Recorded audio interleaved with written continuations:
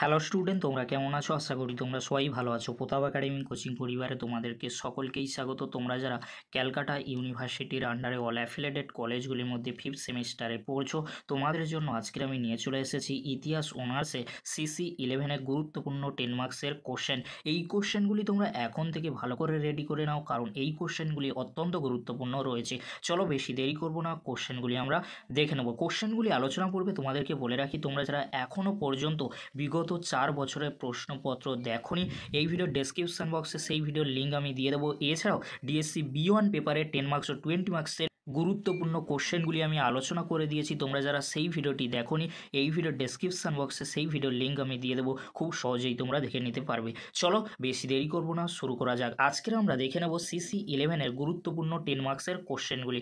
দেখে নাও তো first question, তুমি কি মনে করো মেটারনিক ব্যবস্থা একটি রক্ষণশীল ব্যবস্থা ছিল? 1870 থেকে 1914 সাল পর্যন্ত সময়কালকে সাম্রাজ্যবাদের যুগ বলা হয় কেন? এই দুটি কোশ্চেন অত্যন্ত গুরুত্বপূর্ণ। এই দুটি কোশ্চেনের মধ্যে একটি কোশ্চেন এক্সামে আসার সম্ভাবনা প্রবল রয়েছে। পরবর্তী কোশ্চেন কী রয়েছে তোমরা দেখে নাও। 1933 থেকে 39 সালের মধ্যে হিটলারের বৈদেশিক নীতি আলোচনা করো। ফরাসি বিপ্লবে দার্শনিকদের ভূমিকা লেখো। দুটি কোশ্চেন অত্যন্ত গুরুত্বপূর্ণ।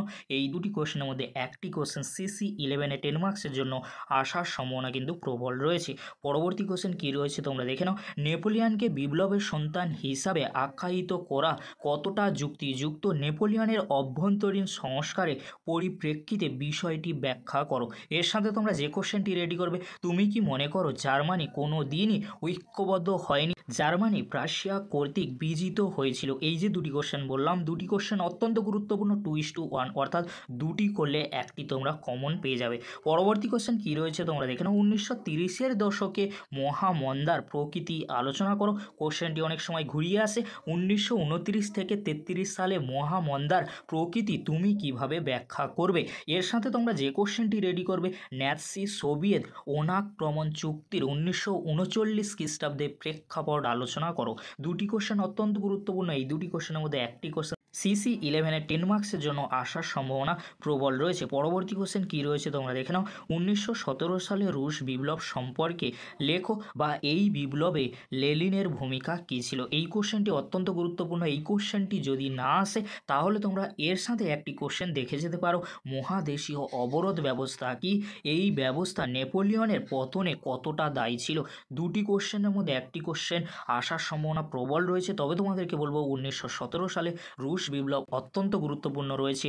মহাদেশীয় অবরোধ ব্যবস্থা 5 মার্কস ও 10 মার্কসের জন্য গুরুত্বপূর্ণ রয়েছে।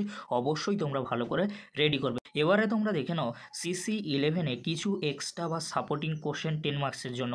ইংল্যান্ডে কেন সর্বপ্রথম শিল্প বিপ্লব হয়? প্রথম বিশ্বযুদ্ধ কি অনিবার্য ছিল? এই যুদ্ধে জার্মানি কতটা দায়ী ছিল? পরবর্তী কোশ্চেন, রুশ শিল্পায়নে রাষ্ট্রের ভূমিকা লেখো। এই তিনটি কোশ্চেন এক্সট্রা বা সাপোর্টিং কোশ্চেন হিসেবে 10 মার্কসের CC11 পেপারের জন্য দেখে যেতে পারো। এই কোশ্চেনগুলি তোমরা ভালো করে রেডি করে নাও। অবশ্যই তোমরা CC11-এ 10 মার্কসের সমস্ত কোশ্চেন এখান থেকে কমন পেয়ে যাবে। আর তোমাদেরকে বলে রাখি, পরবর্তী ভিডিওতে CC11-এ 5 মার্কস ও SAQ কোশ্চেন উইথ অ্যান্সার নিয়ে আমি হাজির হব। ভিডিওটি দেখার জন্য তোমাদেরকে অসংখ্য ধন্যবাদ।